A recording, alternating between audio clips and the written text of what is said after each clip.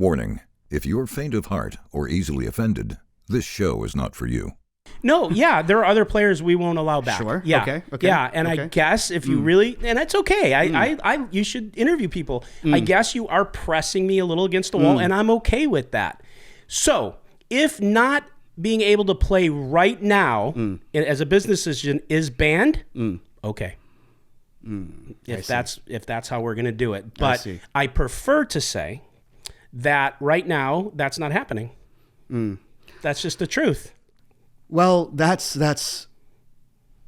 I think the first time that I'm hearing this. I think this is the first time that, the general public is hearing this. Maybe so. I've not had anyone press me that hard.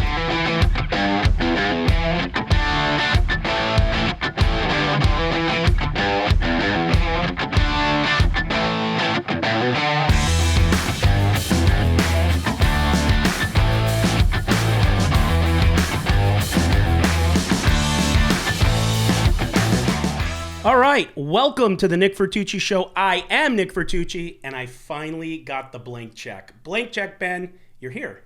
I am. You made it. I did. I love it. All right. It's about a 2-hour drive, but I made it, well, and I'm really excited. I went outside and grabbed you, and it didn't look too bad. You were driven up here. You got out of a back seat. Yeah. You're a big pimp. I get it. Okay, so I'm sure you're all right. Okay, well, let's get right into it. So I've been trying to get you on this show for a while, but you're here now. And we'll start the show out this way. I actually had this later on, but we'll start out. You're here now. When we first met, we didn't really like each other. That's true. Isn't this true, right? That's true. You want to say why? Or you Why rather don't pass? you tell me? Why didn't I like you? Yeah. Oh, and then you want to see how you could base your answer off of? Okay, all right. Oh, God. I'll be honest, though. I wanted you to go first. All right. But I'm going to, okay, they love shit like this, so we're just going to do it. Okay. So I think it was because I didn't mind so much. So people always ask me, why don't I play in the Friday game? Well, initially what happened was because I was playing in the Friday game. But, my style's a little bit snug. Your style isn't. You like to play with a certain player, and because you're very, very valuable to the stream, your character is, and you are, I bowed out, which I was okay with, because that's business. Right. But then you wanted to let everybody know on a couple streams that you're a nit? Yeah, that I'm a nit. And that was before they started calling you Nitucci? That is, yes. And so that was my thing, and then I think a little bit of the diva stuff, but the diva stuff has grown on me. Like, you are the Poker Diva, and I wouldn't want you to change. But now you're up. What was it? But I will say this. I really like you now. Like, we got to know each other. We've been doing some business. Likewise. So, very much so. Yeah. Bad read on my part. It's quite interesting because from getting to know you, I've actually realized that we have a lot in common. And that was something that perhaps, I wouldn't expect at the beginning. But, people surprise you. And these types of friendships, I think, are the best. I agree. They're really organically grown, and it had some background to it of what we mentioned. Yeah. And, do you want to tell everyone? Was it because I was a nit? No, I mean, you thought I was a dick. So I think that when you play poker, I think that obviously there is this concept of wanting to be in a good game, or wanting to have players wanting to play with players who are good for the game. Sure. I mean, I think I'm good for the game, because I approach the game in a way that, I like to have fun. I like to play a lot of hands. Yes. I like to put people to the test. I'm competitive. I splash the chips around.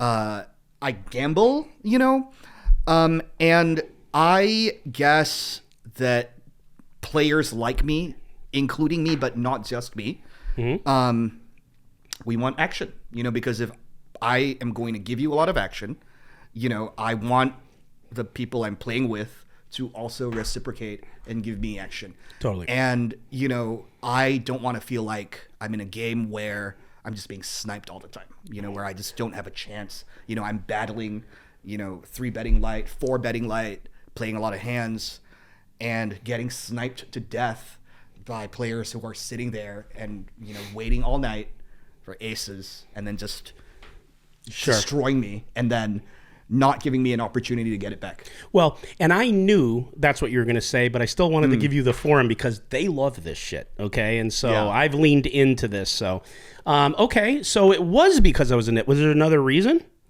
Well, I think that early on, I played on a few streams, and I think you were commentating on one of the streams. Now I remember. Yeah, and you called me in it. I did? You called. No. It was the episode where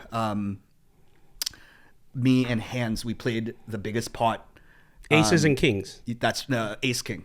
Ace king and aces. Yeah. So I was up, I don't know, like 300,000 or 200,000 or something. That's right. And I won a very big pot.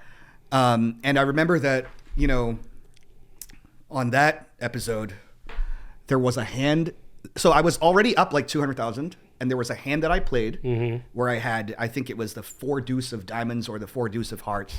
And I made a flush on the river and I was facing a pot-sized bet. And I just called, with a 4 high flush and I didn't raise. Right. Right. I think it was Alan Keating. I think he bet 25,000 into 25,000 and I just called instead of making it, 75,000 or whatever. And, on the commentary, you were like, oh, Ben has completely locked up. Yes, I didn't call you a nit. I was going to say what I said was it looks like Ben's maybe locking it up a little without that raise. Yes, I remember you were very upset. Yeah, and then in the hand where I was where I had aces and Hans had ace king, obviously we both had a lot of money in front of us, and that was the biggest pot in the history of the show up until people started playing even bigger pots. And I think you said on the commentary that I would have folded kings pre-flop. And I was like, is this guy for real? Is he kidding me? Yeah. Knowing what you know about me now, do you think I would have folded kings pre-flop? No.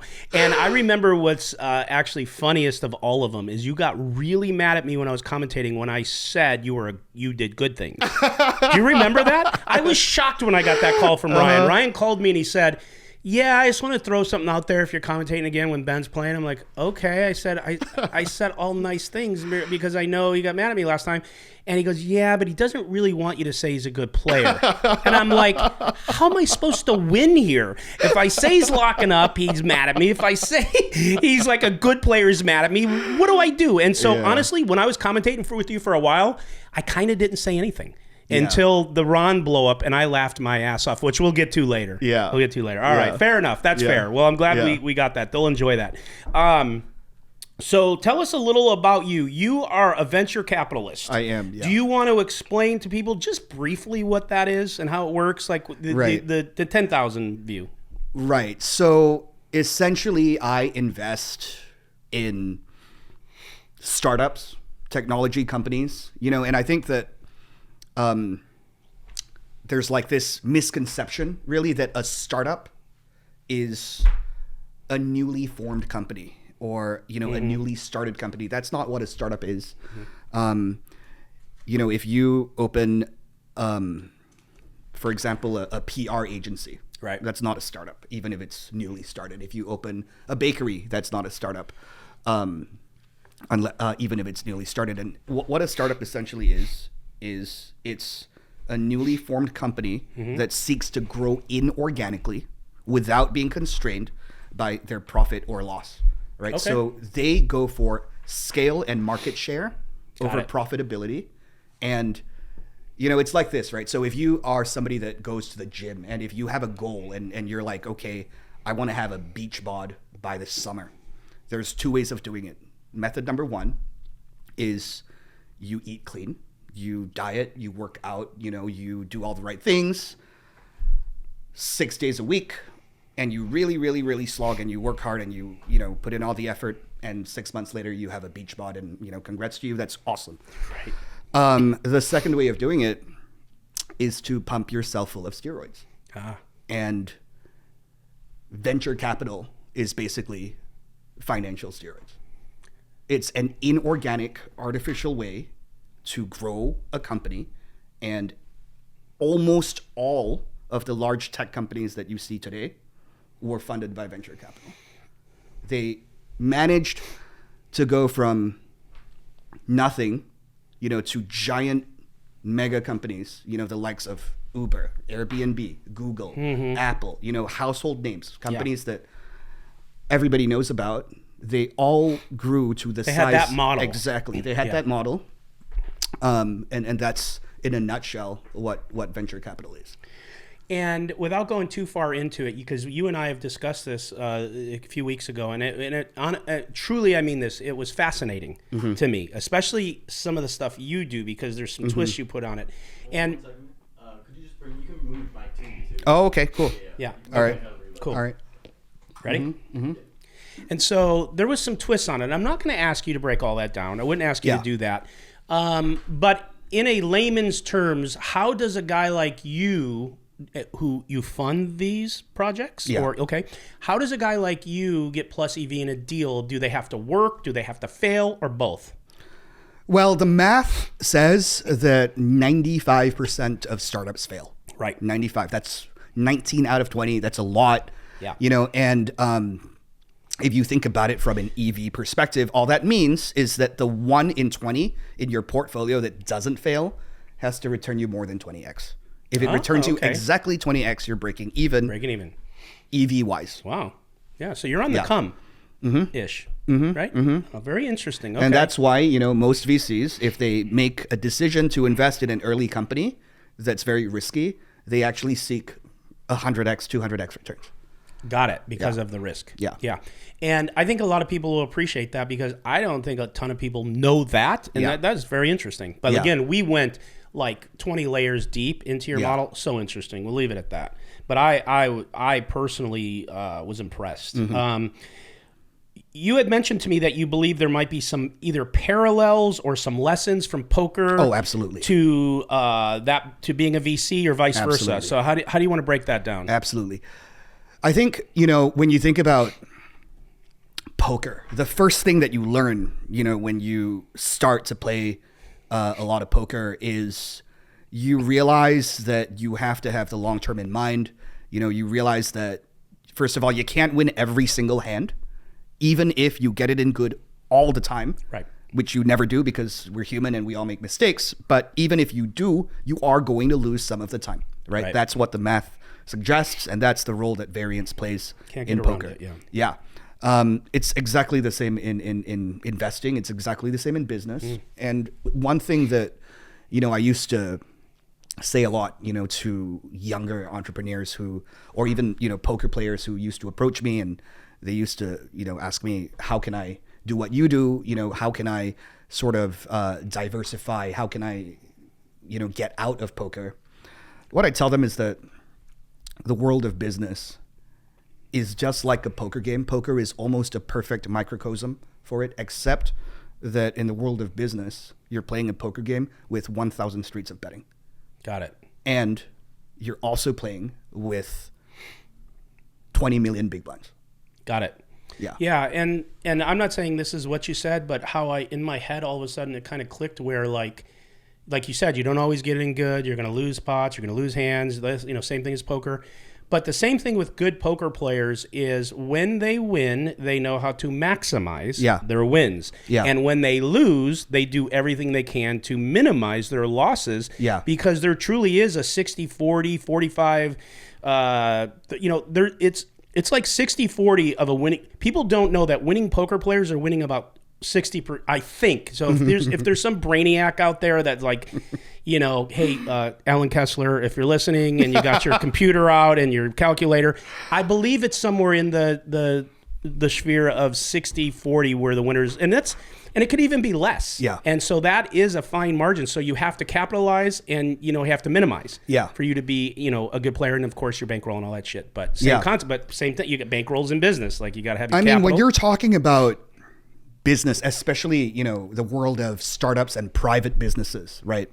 Venture capital is a subset of private equity. And the difference really between private equity and public equity is that when a company is private, there is literally no established mechanism or objective mechanism to use to value the company. I mean, Nick, you're in real estate, right? You built a career in real estate. You're a very successful real estate investor. So tell me this, right? If you owned a property and, you know, in your mind, that property was worth $5 million. Right. And you go to the bank or you go to the appraiser and you have them give you a written appraisal. Say you get 3 written appraisals and all 3 say that your property is worth $5 million. Yeah. Okay. Next month, you want to liquidate, you want to put your property on the market and you list it and the best offer you get is $3 million. Your home's worth $3 million. That's right. It's not worth That's $5 what the million. market bears. Exactly. That's right. Correct. Now, in the world of private companies, there is even less of an independent objective mechanism because markets are opaque and you know, there is not much in the way of information transparency. So when you talk about how much a company is worth, it really depends on how much somebody wants to buy your company. And Yes. if nobody wants to buy your company, then unfortunately your company isn't worth anything. That's right. Right? Yeah. And I think this is something that, you know, once you really learn how to appreciate this and apply this, that's where you talk about maximization. Got it. Because the same company could be worth $10 million to one buyer, but it could be worth $35 million to a different buyer. Is the strategy also knowing how to find the right buyers Exactly. in your business? Yeah. Yes. I mean, obviously you said that, but I just Yes. wanted to layman terms it. Yes. A question I have for you that just comes off the top of my head, and you don't have to answer it. You're under 40? Yeah. Okay.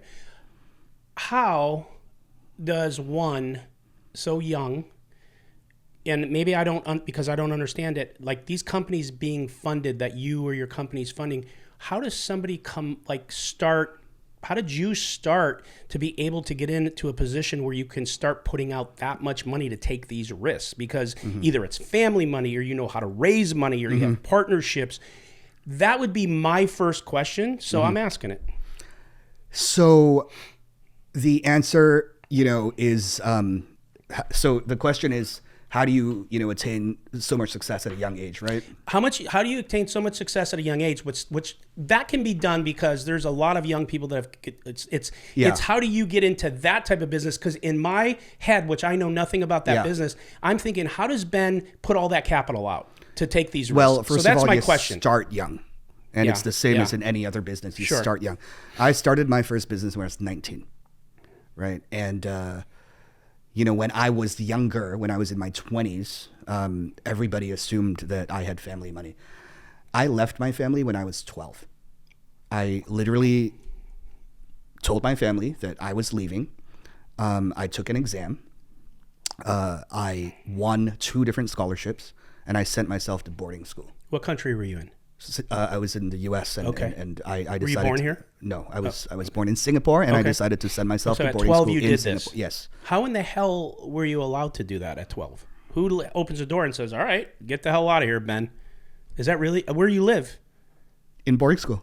Or, yeah? Yeah. No kidding. What made you do that? You just knew at that time you wanted to get out and spread your wings, or what? I always valued, you know, freedom and independence, and I've always valued self-determination and agency, I think, even at a very young age. And that's why, you know, when I was 19, I decided that, you know, I wanted to take that further and I wanted to start my own business. The first ever business that I started with $7,000 that I had saved up from doing all sorts of random, you know, summer jobs and things like that. Right. I started a housekeeping company. So with my $7,000, I purchased, I think, a used van. That was my first ever vehicle. And the van, I think, had 4 or 5 owners before me. It was so old and so rickety. It was That's like cool. a hunk of junk, you know, and I bought that van in order to be able to drive old cleaning ladies around to clean homes. And I would pay them, you know, an amount of money that was significantly more Yeah. than what they would Yeah, get. you had their attention and their time, 'cause Like, they yeah, got money. exactly. I mean, I hired them from, you know, they were cleaning restaurants, they were cleaning, you know, Sure. hotel bathrooms, and I paid them more. And I got customers to pay an amount to us that, you know, made a decent enough margin for me to earn maybe $8,000 a month Right. when I was 19. That's cool. And then, I just learned more about business, and I learned more about money and finances. And I just, went through it all. Well, I'll tell you, I wanted to say, man, we're really alike, because when I was 16, I got a van and moved out, but it was for chicks. So, I mean, and here's the other takeaway. The other takeaway is that sexy though, a van? I mean, when you're 16, bro, you know what I mean? Now it might be like kind of, why'd you have to buy a van? Cringe. Well, because I was moving out. I didn't want to be home. I had a good family. I love my family, but I didn't want to be home like you. I was 16, not 12. And I needed to sleep somewhere. So my van had a bed and it had an oven where I could do a little like cooking or whatever. Right. And I used to go fishing and stuff. But yeah, I didn't have the same thing where I used it for business. So I can't compete with you. So it was more you were for living the van life. I was. Way back when. Oh, yeah. Way before it back. became a thing. It was awesome. Yeah. And, but I guess the takeaway is, if you want to be successful, get your ass out of the house at 12 and go start grinding. Because if you're at home at 30 waiting for mom to make the meatloaf, you're a little behind, right? Okay.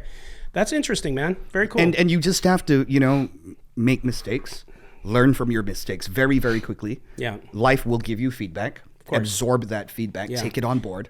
Don't be, too egotistical. Don't be too proud. Don't be too stubborn. Just take that feedback. Take that information, because every single day, life gives us so much information about how we can be successful. Yeah, and Ben, I wrote a book about stuff like that. It's in there, and the two things I say is, one of the first things, and this is very layman stuff, but one of the first things is the fear of failure stops most people, and then sometimes the actual first or second failure stops people if they do take the chance.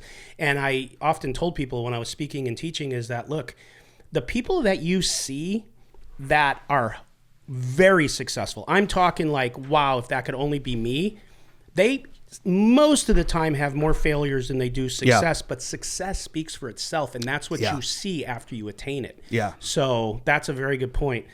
Okay, so anything else you want to say on that? No. Okay. How did you get into poker? How did I get into poker? Okay, so when I was in university, so I attended university in England. That's also something that a lot of people are curious about. I have a very, generic international accent.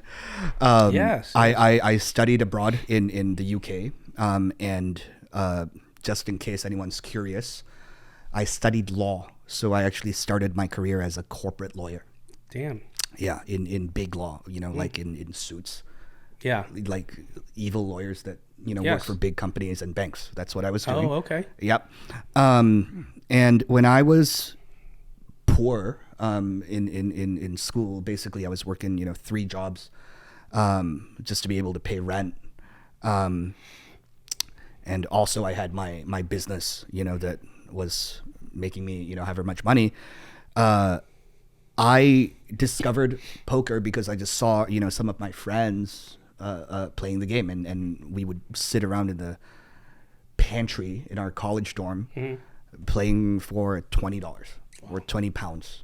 We were playing like 20 cent, 40 cent just for fun, or we were playing 5 pound sit and goes, just for fun. Playing sit and goes. Seriously. That's awesome. Yeah. Tournaments.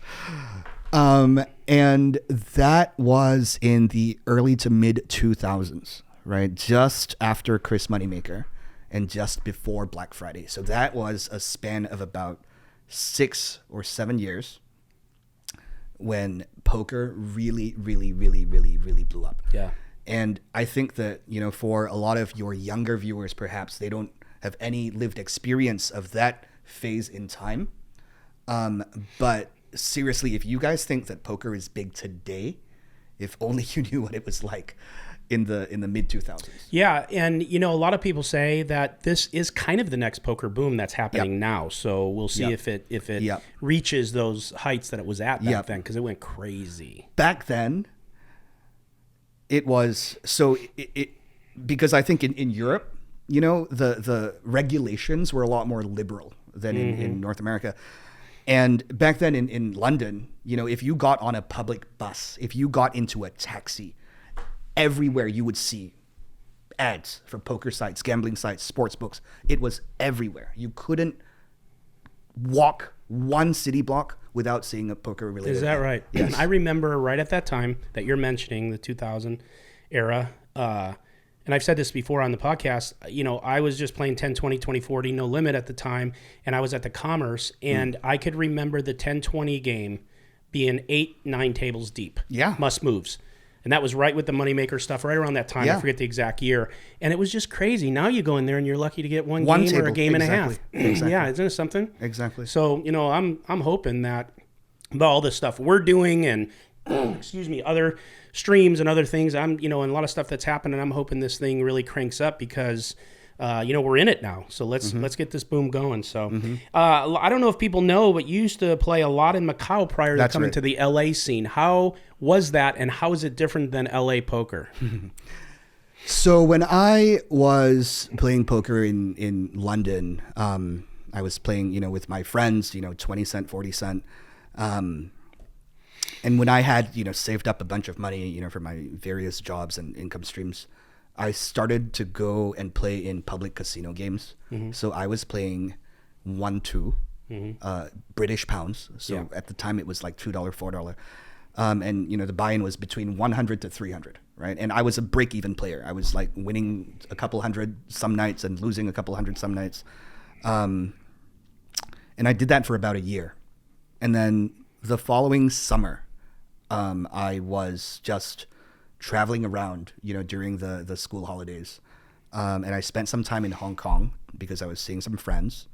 And Hong Kong and Macau are separated by, well, now they're separated by a bridge, but back then it was a ferry. You took a ferry. It was an hour-long ferry ride. It was very cheap. It departed every 15, 30 minutes. And so I went to Macau because I wanted to see if they had poker there. And unbelievably, on my first visit to Macau, I had learned that No Limit Texas Hold'em had just been introduced 6 months prior. Oh, wow. Right? So I sat down. I was playing in my first ever poker game in Macau. I sat down at a table. I think it was the equivalent of $3, $6 US. Bought in for 200 big blinds. That was the maximum. I sat down, and very first hand that I get dealt cards, I look down and I see I have pocket eights. So I have 2 8s. I make a raise. I think I raised like 5 big blinds, like $30. I get a call. Comes ace, 8, 3. Rainbow. Okay, no draws. I'm sitting 200 big blinds deep. And when I see that flop, I have one opponent who called pre-flop. I just jammed. I just went all in right there for like $1,200 into $60, and I get snap called. Wow. Would you care to guess what my opponent had? Well, I'm thinking aces. Nope. Ace, king? Nope. No, I don't know. He had king 9 offsuit. What was going on? I will always remember that. He just didn't know what to do, and he just said, "I'll call with my king high." Yeah. Wow, what a lucky spot I you don't got even yourself think in. I don't even think he knew that he had king high. Okay, so he didn't know what he was doing. Is the point? He was just there clicking buttons. Yeah. And put the 12 bones in. Yeah. So you remember? Is that what got you addicted to the game? Yeah. I would sit there in that game. Yeah. Is that why you play with Alan Keating now? No, Alan Keating is a phenomenally sharp player. He's an excellent player. Oh my God, you don't want to, Alan. I'm joking. All right, but he's That's why I play with Ludacris now. Oh, there you go. There you go. That's the guy that would do it. Go on. No, I would literally be sitting there at a table, with quads on the button, last to act, and have 4 people go all in before me, and I would have quads, and I would be like, what's going on here? Well, to your point, before you finish that, that's what was happening even back here in LA. You get in these 10-20s, 20-40s, 5-10s, whatever it was, and nobody knew what they were doing. It was an absolute smorgasbord. And then over time, when all the technology started growing and the solvers and the this, and there was some very good players at the time that in that time were good players, and they were just killing these guys that would just come in with calling with king high, and it just was almost like too easy. So how was it different in Macau than is LA? Is there a big difference? Well, back in the mid to late 2000s, it was just, I mean, I hope this doesn't offend anybody, but it was not like taking candy from a baby. it was like taking candy from the ground, because a baby at least puts up some resistance. It might cry. Yeah.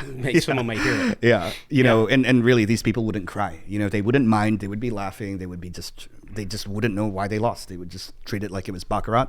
You know, put in your chips and just dealer announces if you win or lose. Don't you wish they were doing that today I while wish, you're I wish. 500,000 deep? I wish. I wish. But would it be as fun? I mean, but you still be there, right? yeah. I Yeah, would. you have I to. You would. might I quit would. the VC stuff. I would. So, I mean, I was just really, really lucky Yeah. because I was there at the start. You know, there were some other players, you know, that had discovered Macau, you know, from Europe, from Australia, from the US. And I still remember some of them. I'm not in touch with any of them today, but I still remember that there were people that went there with $5,000 and that was their net worth. And in 2 years, they became millionaires. Yes. Seriously. Sick. Yeah. And, you know, they were living it up. They had very nice apartments, you know, like head to toe in designer. Seriously, you know, all because, not because they were particularly skilled or they weren't like super pros or anything like that, but just because they were in the right place at the right time. You know, and that really is what happened. And, you know, of course, over time, the players in Macau learned how to play poker. And that was always going to happen. That's inevitable. And they became better and better and better. And it got to a point where, you know, if you were playing in Macau before COVID, because I don't know anything about what it's like now because I don't know what COVID did to the place, but the last couple of times I went, you know, in 2019 or 2018, the games were so tough. Yeah. Yeah, all pros. There's always an evolution everywhere of things. Every single seat at the table was a pro. Those were the days back then, huh? Yeah. Let me ask you: are you good with? You're not sensitive to me leaning into the diva thing for fun? Yeah, sure. That's cool. Okay. Yeah. So you kind of are the poker diva. at The Hustler. poker diva. The one. I'm trying to think who else would be. No, you. Uh-huh. So you. We mentioned you like to play with who you like to play with, which is another question I have about playing with pros or recs. We'll get to that. You often do have some requests and requirements of the game, right? And of Ryan. So, but the diva thing, which I think is the most I was commentating. And if you don't mind me bringing it up, you blew up on Israeli Ron. Yeah, I don't mind at all. Listen. Yeah. Okay. The reason why that was funny to me, although I felt a little bad for Ron at the time, but I couldn't help it, is because over the years, Ron is known for constantly showing his hand to everybody, and during your hand, talking about his hand, mumbling it. If you go to the flop, he'll tell you if you have jacks that he had a jack. I mean, it's constant, and I've had so many people go, you know, kind of crazy, like they're trying to hold it in. So when you lost your shit, it just brought years of just funniness to me. And I think I fell off my chair. I was co-commentating. And I'm like, oh my God, this is liquid gold. So tell me why you did it. What was your mind frame? What were your thoughts on it? And do you regret it? Wow. Okay. All right. I mean, you kind of did this with the Poker Bunny too. And we're going to get to that. Yeah. All right. Well, first of all, you know, for better or worse, that kind of thing, that incident, you know, became a very viral meme, and yeah, you became a meme, right? It's been over a year, and people still talk to me about it all the time, and that's fine. You know, I don't have any regrets. I mean, I just own it. I don't think that I reacted in the best possible way. I mean, I apologized to Ron very quickly after that. And now, you know, Ron doesn't play the same games that I play in, but, you know, every time he's playing, if I'm in the chat, I'm always sweating him. You guys are good. I know. Yeah. You know, just the other day, he came to rail, I think, our post-stream game, and he took a picture with me, and he fist bumped me. I know you guys are more than good. Yeah, you guys are both class acts and good people. It's just things like that happen in the moment, you know? Exactly. And if I could have this wrong, but I think you were actually winning. I was. Yeah. So explain to me why you were so cranky. All right. So approximately 15 minutes prior to that incident, Okay. there was the Poker Bunny incident, That's right. right? And I mean, I don't know if you at this point, want to air, a rerun of that hand. Yeah. But just talk about it because that's what Yeah. we're doing here, talking. But essentially in that hand, I felt like I was angled. I felt like I was being angled. And with the benefit of hindsight, it's been over a year. I still feel that I was angled. You do? I do. Okay. Now, I'm not thinking that, I don't think that Poker Bunny is a cheater. I don't think she's a bad person. Yeah. I don't think that. What was the exact angle? Like, what part was it? Like, Yeah. just in layman's terms. So what had happened was. I'll find the clip. We'll find the clip and we'll insert it. Okay. And the one with Ron. I mean, they both got to be in. Yeah. So what had happened was, it was a 3-bet pot. She 3-bet me pre-flop. I called in position and it was 10, 6, 7. I had a 10 in my hand. I had king 10. She checks, and I'm thinking 6, 7, 10 is a very advantageous flop to me because she 3-bet and she has a very tight image. Yeah.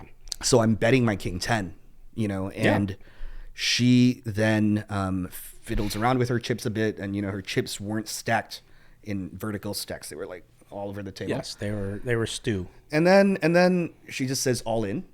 And even before I had a chance to process that, she holds her head in her hands and she says, "Oh my God, I can't believe I just did that. But wait, I guess I can't take it back because I'm all in. Yeah, it's binding. I'm all in." So you felt and she had what? She had 6, 7. Yeah, so she had 2 pair. Yeah. So you felt this is the angle. She was trying to get all my chips. You were trying to get all your chips because she was like, "Oh, I made a mistake going all in. I don't have that strong of a hand. Maybe Ben will call." And the sizing was an overbet. So when she went all in, it was for an overbet sizing. That from her perspective, I wouldn't necessarily call off light in that spot. Yes. Right? Did that make you call? No. Honestly, what I was thinking was I'm probably beat. I'm going to call anyway because I'm going to martingale your ass. What does that mean? It means that I'm just going to keep calling you all night long. Eventually, I'm going to bust you. Because I'm going to rebuy infinite times. Right. And even if you win, I mean, the equities are probably 75-25. Right. And at some point, I mean, the math says I'm supposed to win 1 in 4 times. And eventually, if I keep getting it against you, I'm going to win. Got it. Once. All I need to do is win once. Right. Got it. Okay, fair enough. And so an hour later. No, 15, 20 minutes 15, 20 minutes. Yeah. Go. So 15, 20 minutes later, Poker Bunny had left the table and she was walking around and right after that hand against me, she, played another hand and she got stacked pretty quickly after that. Okay. So she had left the table and I think that she was going around looking for chips because prior to leaving the table, she was like, can anyone do crypto? And no one responded. So she was walking around the casino floor looking, for chips, and we didn't know if her seat was empty or not.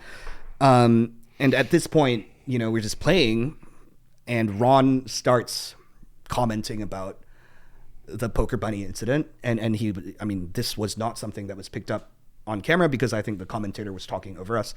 But Ron, for about 5 consecutive minutes was trying to tell me that it was not an angle, that she was just an innocent little girl who kind of got caught up in the heat of the moment and just melted down, and I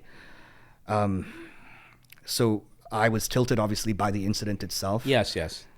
Secondly, I was trying to be polite to Ron. Every time he told me I don't think it was an angle, I was like, okay, thank you, okay. I was just, right. You just wanted to go away, and you wanted to marinate and let it be in your rear view mirror. Yeah, I was still processing it. Right. And you needed a minute. All I wanted to do was just play and move on. Right. Yeah. She wasn't even at the table anymore. But he was going on and on and on, and he was in my ear a lot. He was right next to me, and I was like, okay, Ron, it's fine. Don't worry about it. Let's move on. Let's just play. Shit, that's so funny. Then he started showing me his cards because I think that I think what he was trying to do there, I've never spoken to him about this, but I think what he was trying to do there was, hey, don't be tilted. I'm going to be nice to you and show you that I had you I beat. see. Yeah. And to be fair, Ron has a heart of gold. So I believe that. Yeah. I mean, he was like taking pity on me. It was the wrong almost. timing. Yeah. He was being charitable almost, and in that moment I was like, okay, I had enough. Enough is enough, right? Like, yeah. And I don't. Let's get this straight. I'm not especially proud of my reaction. Okay, and it was certainly not my finest moment. And for a long time I wished that I hadn't done it. Yeah. Because I'm somebody that doesn't like to lose control of myself, and when I lose control like that, it's bad. It reflects poorly on me, and I understand that it gives people a certain impression of me, and it portrays me as it portrays me in a way that I feel that does not reflect my best self. Yeah, right? but we're all human. But I'll tell you what. Yeah. As a poker stream owner and content person who loves content, I want to thank you from the bottom of my heart. Of course. For that moment. Of course. It was gold, bro. You guys put it at the beginning of the 30-minute intro countdown for months. Oh, yeah. That thing was absolute gold. I'll tell you what we're going to do right now. We're going to go to both of those hands. Yeah. Right now, let's take a look at them. Mm-hmm. No, you're lucky that you have a fish on your right as well as having 15 money on that board. Can't cover fish. Did I give you? No, I didn't. You can't cover fish. Everybody else at this table would have been smart enough to fold. That's not sure I would have. Did you have a queen? See? Ace. See?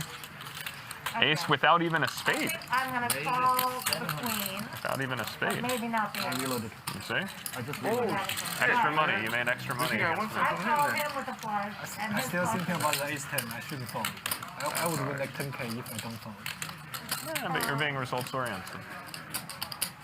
I'm bad. What if another card comes on the river? Then are you happy with your fold or not? That's what matters. I still win, I think. Ben raises in late position. Poker Bunny has a suited connector. She's going to re-raise. I didn't know the hand you're talking about. Would you have made the same decision? No. He said I should call. Oh. Yeah. You have an ace? And Ace on the board? But I'm a loose player. I'm just she gets a beautiful flop. Bottom two against top pair, good kicker. Her opponent just added $100,000 because he was tilting. I anticipate Poker Bunny getting a double up here. I'd have to go back. I'll go back and watch not the aggressive. I'm a loose player, not aggressive. There's a difference. Ace 10's pretty good there. You think somebody had a bigger ace? You get a flush board and go down the top. Who? He's 3 bet. That means nothing with Tony. Well, that's what I just said with my hand. Don't give out secrets. Did you see the hand, Judy? That's not what. Pro say that. I think he has experience. Just trying to get all the money in. All in. You could have 5, 6, 6, 7 or something, wait. Tony. I think I got them. Yeah, I mean, I have to be all in now. Like, this isn't an angle or something. I have no idea. I don't know. What was the board? What? He was like, How much is it? This is interesting. You want the count? Yes. Yeah, got you. Okay. This is really I was interesting. thinking I just had 30,000? Help me out. Yeah, push those white towards me. Thank you. Wow. 31. 1. 31 1. Yeah.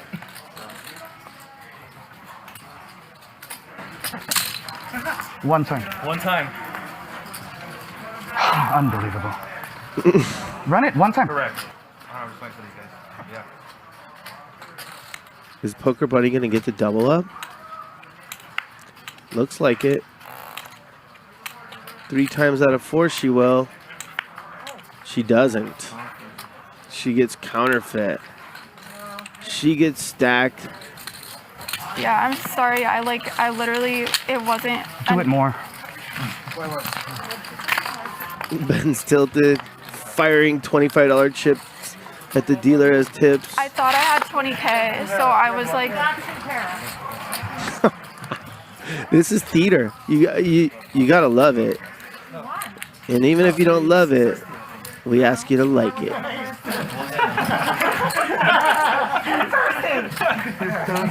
He was steamed up. He's still steamed up. He feels like something weird happened there, and it was close. Did you misread some? Or did you give the wrong amount or something? I thought I had like 20K. Oh, and then you have more. But he don't care. He'll call you. That's what 5. How much do you have? And then she had like 30% more than she said 20 or 50% more. She said, for me, actually it's 30, right? But he didn't call until after it was rectified. But if I had won, he would have like thought that it, or like, I mean. No, but he it called looked after it was rectified. It was counted. Yeah. Oh. Yeah, but you might have not should have Right. Right. It would have, and like. She wanted a raise. She wanted a raise. Fine, it's fine. I don't care. I don't care. She wanted a raise. It's just the cards. I don't fucking care. Okay, Ron? Just stop showing me your cards. Damn it. I was trying to keep him Fuck, I want to quit this fucking game. No. Just stop talking to me, all right? I don't want to see your fucking cards. You play your hand. I don't care if you're betting, if you have it or you're bluffing. I don't care, all right? Just play normally. You don't have to like show me that you have the fucking pair. Jesus Christ. Struggling to find an all-in-one platform for the latest poker news and thrilling poker stories? Only Poker has got you covered. The platform is packed with exciting poker news, discussions, and games that you won't be able to resist. Share your thoughts with friends on the hottest poker topics in our circle. Discover the best poker games anytime, anywhere, and secure your seat at the table. Find all your poker needs in one place. Download Only Poker and join the best poker community today. All right. Well, those are the two hands, and I'll tell you, every time I see them, it just has the same effect on me. Those are awesome. Well, I'm glad, everybody finds it entertaining. I'm very happy, to provide all of these, thousands of hours of laughter and joy and amusement and so on and so forth. I mean, all I want to say is this, all right? Like, I don't have any hard feelings towards Poker Bunny. I don't think she's a bad person. I certainly don't think Ron is a bad person. In fact, I think Ron has a heart of gold, exactly like you said. He's pure, he's nice. Yeah, great guy. And I wish them both all the best. Good. And, and I know that about you. And like I said, the last 30 days or so, we got to know each other a lot better because we're doing some business together. And, whole different views. So I believe that. And look, we're human, man. And that was a moment that it was pure. It is what it is. So let me ask you this. I mentioned before, Diva, all that crap. You do like a certain formula of game. You already mentioned that when we talked about us. And I know you don't love playing with pros. You don't. But you have played with Esfandiari, Garrett, Helmuth, Antonius, Jungle. You've played with these guys. Mm-hmm. And I think you fared okay. Is that right? Yep. And so tell me then, I mean, obviously no one wants to play with all pros, but tell me what's your perfect game or how you look at all the poker politics of that. Sure. So first and foremost, I know that I've received a lot of flack, on the internet, in the chat, for not wanting to play with certain pros. And let me address that. So first of all, I am not a pro. I am a recreational player. I play for fun. I am not playing to, obviously I want to win. I try to win, but I don't do it for a living. And if I lose and have fun, it's okay. All right. So let's get that straight. Yeah, we know that. Right. Let's get that straight. And for a pro, the parameters are completely different because they are doing this for a living. Yeah. They are trying to press every edge. They have to extract every last bit of EV out of you. Yes. Because that's their job. Well, they got that little spread in between the variants that they have to take advantage of. Yeah. So, for anyone that says, that I'm a certain way because I don't want to play with, the best pros. The thing is, would you like to play golf with Tiger Woods for $50,000 a hole? No. Would you like to play tennis with Rafael Nadal for $10,000 a point? Of course. Of course not. Yeah. Right? Because you want to have fun playing tennis. Yeah. And you might play tennis for $10,000 a point against me because, you have a chance of winning. Yeah. And, we might have fun, we might mess around, and sometimes I might win and sometimes you might win. Right. Right? Right. But let's be honest. I know that if yes, I have fared okay against, all of these people that you've talked about. But let's be honest. Let's not kid anybody. All right. If I were to sit in a lineup comprising any one of those people and play 1,000 sessions with them, I guarantee that I would end up a loser. I guarantee. Because I'm not a pro. Yeah, I don't. yeah. I'm not as good as they are. Of course, that's so obvious. And I don't put in the kind of effort that they put into. I respect every single one of them. Yeah. Because they put in the effort. Yeah. They put in the work to get to the top of the game. Yeah. This is their game. This is their domain. This is their profession. Right. Right. In my profession, I put in the work. I put in the effort. I want to be the best of the best. Right. But this isn't my profession. This is their profession. And I realize that I'm at a distinct disadvantage over here.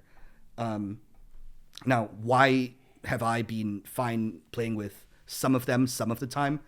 Because, when there's one or two pros at the table, it doesn't destroy the game. It doesn't, No, not at all. Yeah, and plus, I think that, I'm a fairly competitive person. Sure. I, want to challenge myself.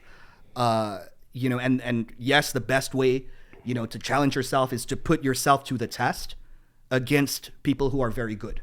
And when you play people who are very good, you naturally improve because you learn from them. Yeah. But that does not mean that I think that I'm a favorite, against them. I will never be a favorite against them. And I am not exactly dying to put my money on the line because that would be essentially betting that, I'm a favorite, which I'm not. No, I understand. So, that was a great analogy and a great explanation. And of course, that makes so much sense. And that's pretty much how most and if anyone has a problem with that, okay, you put up $100,000 and go into a boxing match with Floyd. Yeah. I don't think anyone could dispute what you just said. Mm-hmm. Out of the names that I mentioned, or even of some names I didn't mention, both professional and even some rec names that I've not mentioned any, who are the hardest players that you found to play against since you've been playing at Hustler? Nick Airball. Yeah. We're going to talk about him too. Yeah, Nick Airball is a phenomenally tough opponent. Yeah. At this time that we're recording this, I'm officially on a break from poker. I announced it weeks ago. And Nick Airball called me out on Twitter, and he said that I was avoiding him and hiding from him. Look, first of all, we're friends. And I have a lot of respect for him, and there's no bad blood. We don't hate each other as people. But he did call me out. He did say that I was avoiding him. He did say that he was the king of LA. And initially I tried to, sort of just ignore it. I had already announced that I was going to go on a break to focus on some work matters as well as personal matters. Yeah. Once again, poker isn't my job. I'm not a professional poker player. Would you consider Nick one? Yes. How so? He plays for a living. That's what he does. Let me ask you a question. Is he not an investment banker? He is an investment banker, but he makes way more money from poker than he makes from investment banking. Where do you get that kind of bankroll though to play that deep? I know that he, was well compensated as an investment banker. I mean, I know how well investment bankers are compensated. That provided him with the foundations for a poker bankroll. Sure. The rest of it, he won. Oh, I don't disagree with anything you said. And Nick Airball, to your point about calling you out, has also become a master marketer for himself, right? Because absolutely that type of thing brings you into games because it's marketable, right? So he's very smart. He's the Conor McGregor of poker. He's very smart. I will agree with you. He's very smart, and he is a phenomenal player. You like playing with him? Nick? Yeah. I do like playing with him. It's fun to play with him. He puts me to the test every single time. Yeah. And I did play a heads-up match with him a couple weeks ago. I want to talk about that. Yeah, we were playing very high stakes, 300, 600 with like $400,000 in chips. and I beat him in the heads up match. But I wouldn't make a habit of playing him heads up. Right. I got lucky. We caught the very tail end of that hand because Yeah. it wasn't streamed. It was after a stream. Yeah. And Ryan Feldman was at the table when it was going down, and he only recorded the end of it. And basically, you had threes, Nick had kings, the flop came at king, top set. No? It was turn? So the flop was 3-3 queen. The Oh, turn that's was right. a 5 and Yeah. the river was a king. I don't remember it that way, but you would know because you're the one who won that big pot. So I thought you banked the 3 on the river. No. So this is how it went, right? Okay. We were playing heads up. He raises, single raised. I call. Mhm. I think the raise was 1,000 or 1,500. I call. It comes 3-3 queen. I check. He bets small, like 1,000. I call. The turn is a 5. I check. He bets like 3,000, and I call. And on the river, the king comes. I check. He bets 5,000 into 10,000. So he binks the kings full, and you have quads threes. Yes, and it's heads up, and it's him and I. With all of the background and all of the circumstantial factors and all of the meta game. And also in the 6 hours prior to that heads up match, he was phenomenally disciplined. He was pot controlling against me in every single hand. I went back and I watched the footage. I rewatched the stream. I was opening in the cutoff or the button with ace king. He was calling in the blinds with ace queen. No 3-bet, just call. He was so disciplined, and I was trying to needle him. I was trying to get him to play more hands. He wouldn't budge. Okay, so that was the background. Yeah. And the lead up to that hand. Wow. We had been playing 6.5 hours, and I flop quads in a heads up match, and I think, you know what? Like, I'm not going to get paid. There's Right. no way I'm going to get paid. I mean, I have quads. What can he have? So on the river, he bets 5,000 into 10,000. I make it 50,000. And he goes to his chips, his stack, and he counts out 2 stacks of chocolates. 200,000. And he puts 50 on top of that and slides it out. $250,000. Yeah. So at this point, I go, did you just raise 200,000 more? And he goes, yes. So I'm like, okay, I'm all in. And he snap calls and shows me the Kingsville. And I just show him the quads. And he's, you know what? For once in his life, he was quiet. He was quiet. And how I know that too is because when Ryan was taping the very end of that, I saw his face. It looked like he saw a ghost. Yeah. Yeah, it looked like he saw a ghost. Yeah. I mean, look, right? Let's be I wonder honest. if I could get that clip from Ryan and insert that. So if Yeah. I can, it's going in. Oh, I'll give it to you. Right. You got it? Yeah. Okay, I'm inserting it. So you'll see that right after this. We get done talking about this. All right.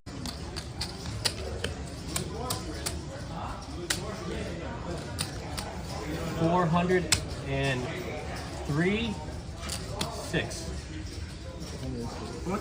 400,000. 403,600. Yeah.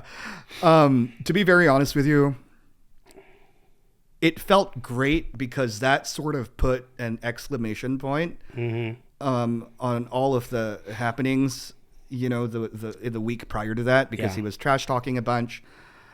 And he had also been on an amazing run. I think he won like 9 sessions in a row, and he won big, and he's like up $1 million recently or something like that.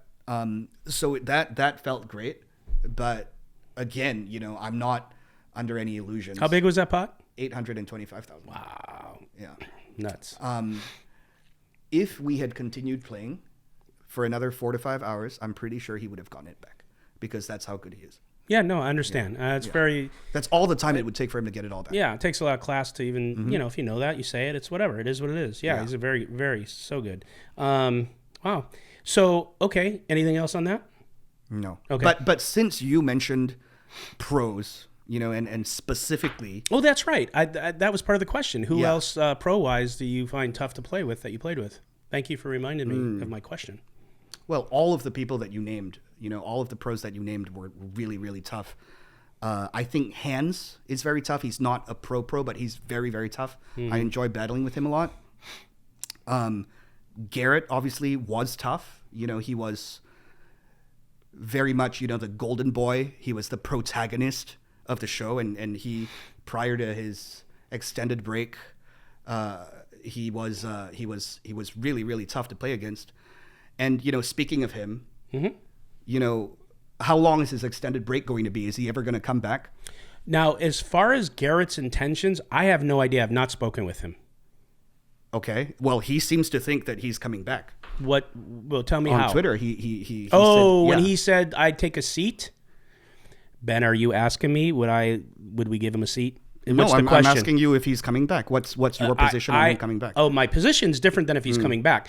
Well, it's kind of not different, but okay. So to do both, I don't know if he has intentions of coming back or has spoken. I don't think he's spoken with Ryan, so we have not spoken with him. All right. So he made a tweet.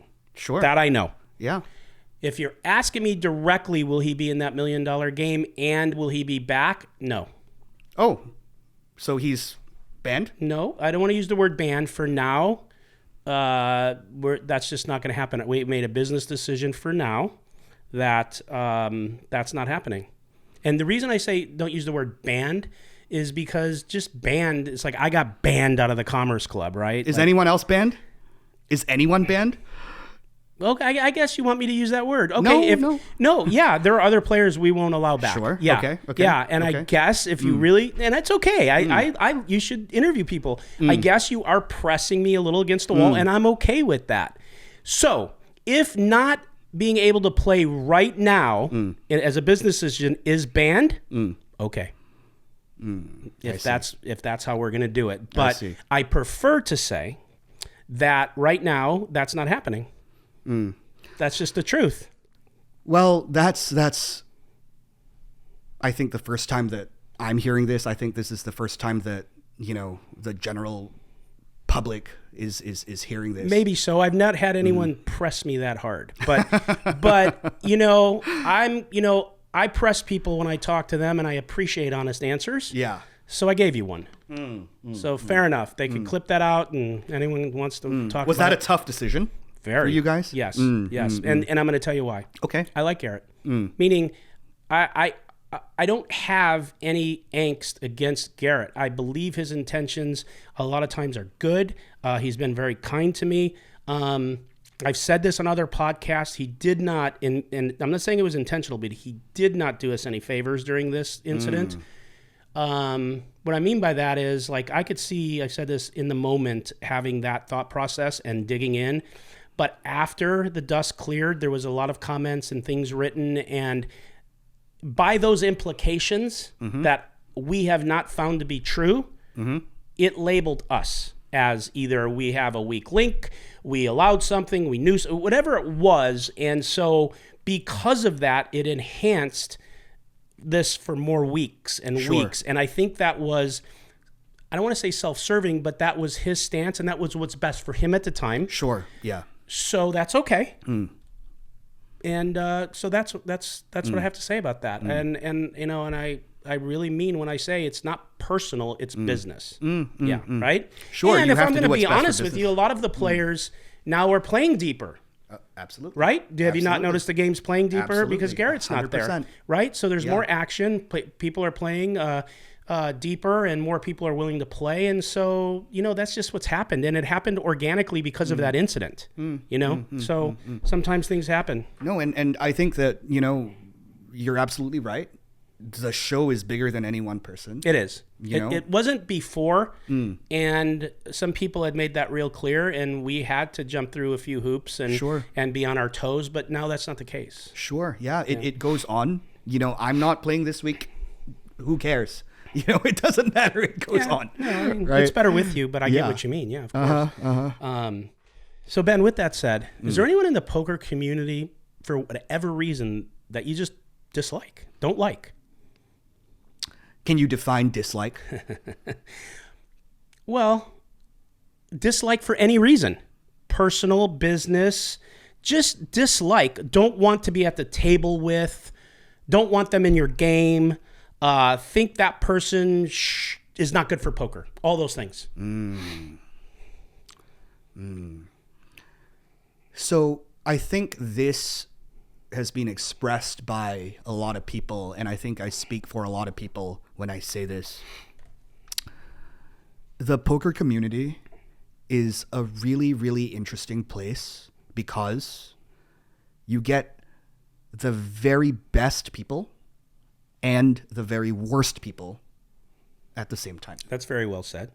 You know, it is because of poker that I've had the opportunity to meet some awesome, awesome people and forge incredible friendships, you know, that I think will last a very, very long time. Mm-hmm. I think that the poker lifestyle is so unique that, you know, when you sit down across the felt from somebody for the first time and you talk to them about, you know, a hand you played or a beat you took, automatically, you know, a bond begins to form.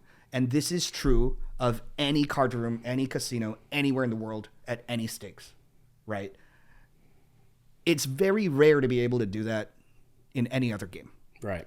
But at the same time, you know, because of the money involved in poker, and, you know, when you play high stakes poker, the money is often, you know, a very consequential sum that might be life-changing for some people. So, you know, you also get certain behaviors that occur a lot more frequently within this community than elsewhere.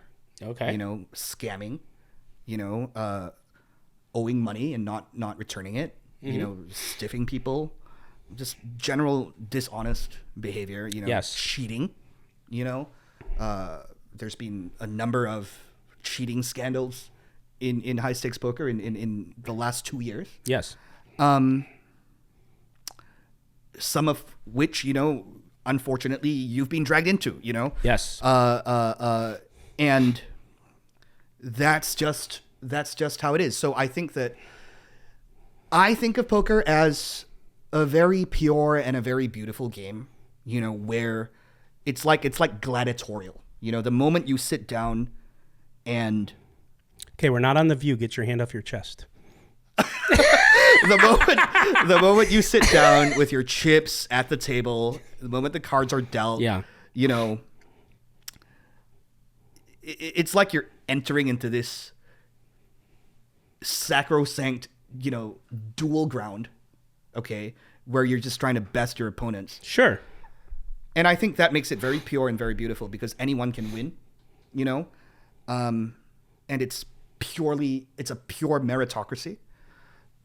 But, you know, yeah, there are people that engage in you know, behavior that drags us all down. So here's what I want to say. Yeah. Okay. I want to say if you ever decide to run for Senate, no one will have to train you on your answers because you just took 5 minutes and walked me up the stairs, down the stairs, around the block. And I know you're doing it and I'm cool with that. And if I was like, cause you know, what's funny? I love this. What's funny is I see people like in interviews and they'll get that answer and the interviewer will go to the next question. And I'm like, he didn't answer. Ask him, do your job. But I'm not going to do my job because I know you're not going to answer and I respect that. But I was thinking the whole time, this son of a bitch you will not need to be trained if you want to become a politician. All right. Here's what I'll give you, right? Like everyone else, there are obviously people I dislike. There are obviously people that I think are a discredit to the community. Yes. I won't be mentioning any names. Fair enough. You know, unfortunately. That is your right. But, you know, these people do exist. I think your question was, are there any people who you think are bad for the game? Nope. My question was, is there any people that you dislike and who are they? I don't think you asked who they are. No, but that's what I meant. But right. We're done with that. Yeah, that's fair. All right, so let me ask you this. Are there any players that ask you to stake them? All the time. Do you? No. That's probably a good policy. Yeah. Yeah. So, even if they're close with you or friends? No. So I have staked and bought action in players before. That much I'll say. And Sure. I've actually done pretty well. But like if someone at the table says, "Hey man, and you know, I need to borrow a couple $100,000." Oh, like that? Yeah. So when you say stake, I mean, Well, I guess what you're I right. understand Stake and that. Both. Would you stake somebody to go play as your horse? I have done, and in opportune, moments where I think that, it would be a good decision, I would consider it. Got it. But what I mean by no is every single day I get DMs on social media from people I don't know. Oh, yeah. Asking me I get those if too. I will stake them. That's crazy. If I'll give them an opportunity because they work really hard and, Of course if I'll that's put them no. Yeah. So Yeah. it's a no. And I think that, I can't blame these people for taking a shot, but I don't think that your time is best spent approaching strangers on the internet asking for tens of thousands of dollars, because it's probably not going to happen. Of course. But like you said, the kid took a shot. Yeah. What are you going to do? What are you going to do? So, if you want to say, since we're kind of on that subject, what do you think about the whole Jack 4 incident? Do you want to just give your real quick take, or do you kind of feel you did that, or it's up to you? On that incident, first of all, I think you guys handled it well. I think you guys handled it transparently. You guys communicated more than you needed to. Yeah. And I'm not saying that just to flatter you. I know. I'm hoping people believe that you really mean it, because Yeah. most people, there's some people out there that don't think we communicated enough. No, I think you communicated Yeah. more than you needed to. I think that you released information as soon as you received it. Right. Without taking the time to dress that information up in a way that would benefit you. Right. Now, as for the incident itself, right. I think that, so I just think that we have to abide by the principle of innocent unless proven guilty.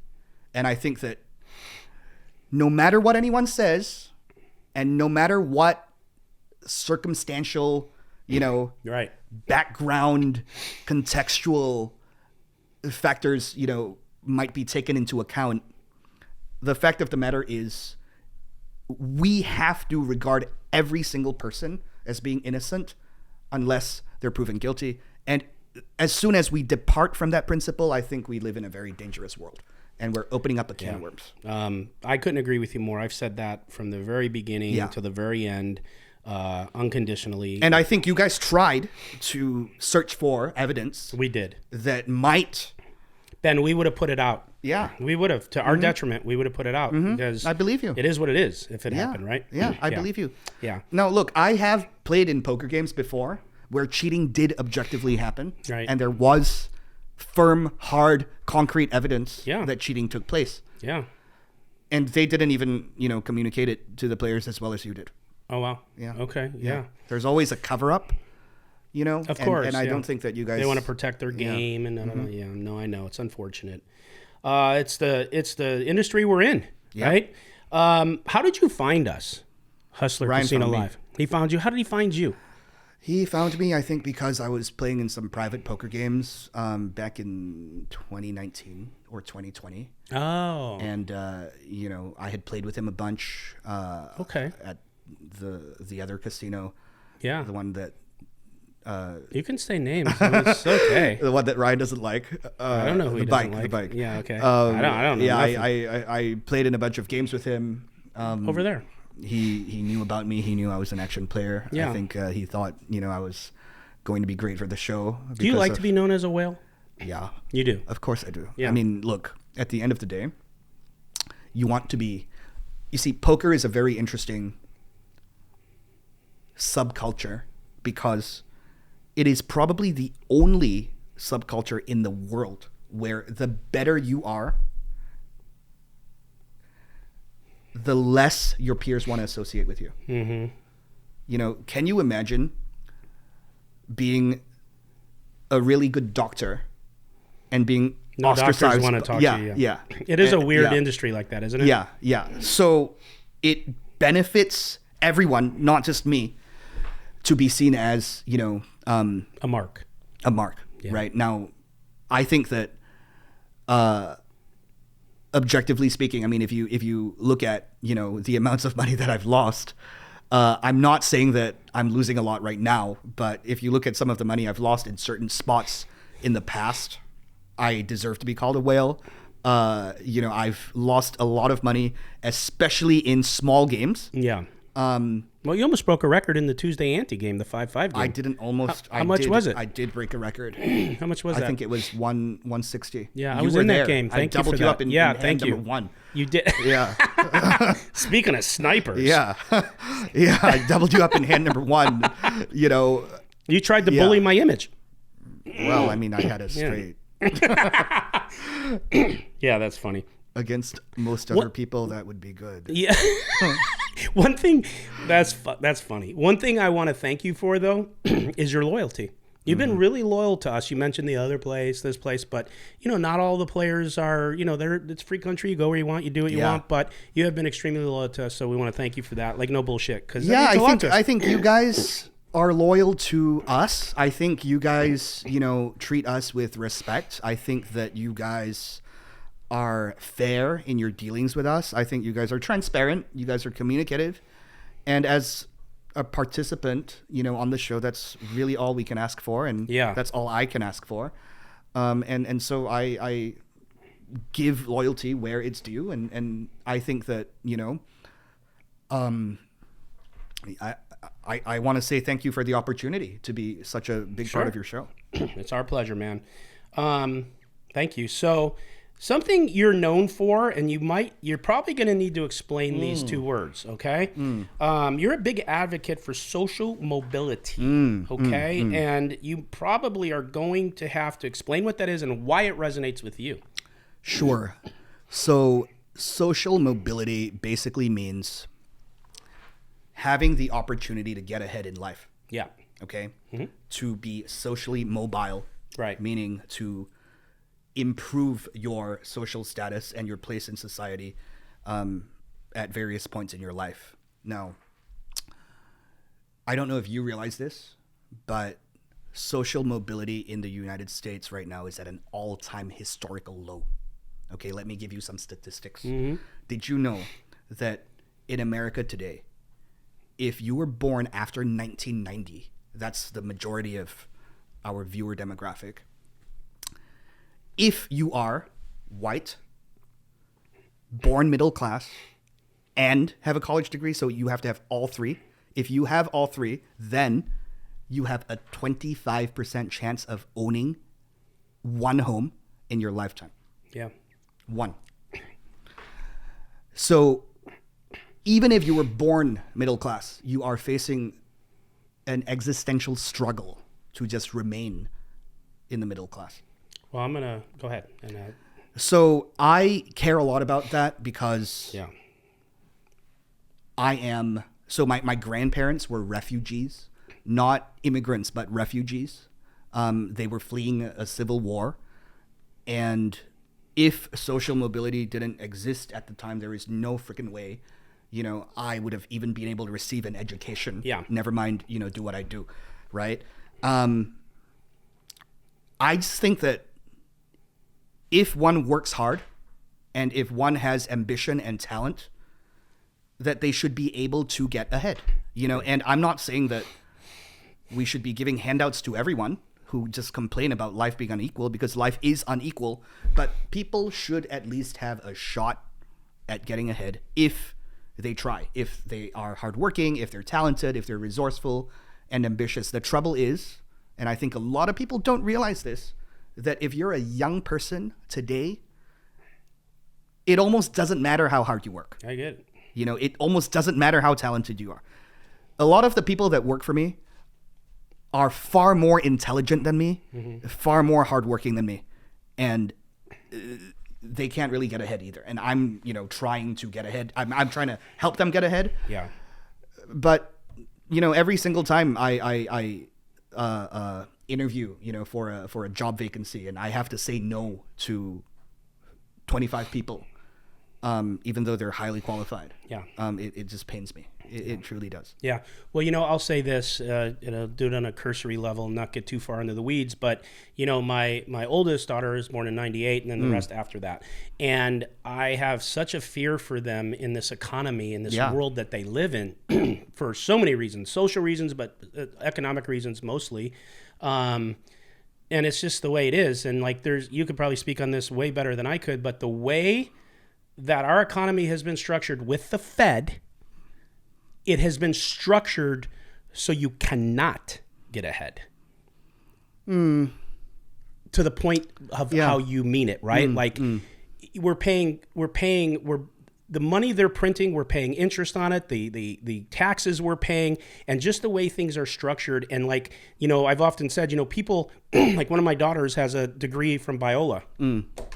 Doesn't mean anything. And God bless her for getting it. She's great. But it means nothing. Doesn't move There's the a needle at billion all. people that have the same degree, and there's not an amount of jobs, and the kind of job you can get for it pays nothing. Exactly. And, you know, back 20, 30 years ago, that was different. Exactly. Right? So to that point, which are a million other factors. 20, 30 years ago, if you worked hard, you got ahead. You can make it. You can get ahead. You would own a home. Yep. You'd get your home paid off. And this is at like a minimum. Yep. Right? And, you know, but man, I could talk on this for a long time. This is one of the things that really gets me and interests me, and I study. But with that said, and I do believe that some people should have help.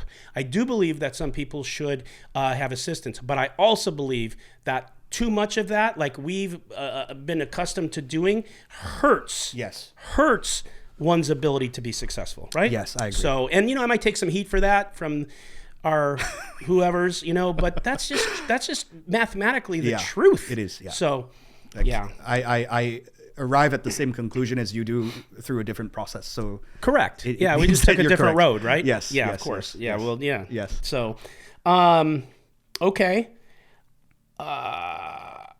What's your net worth? I thought I'd sneak that in on you.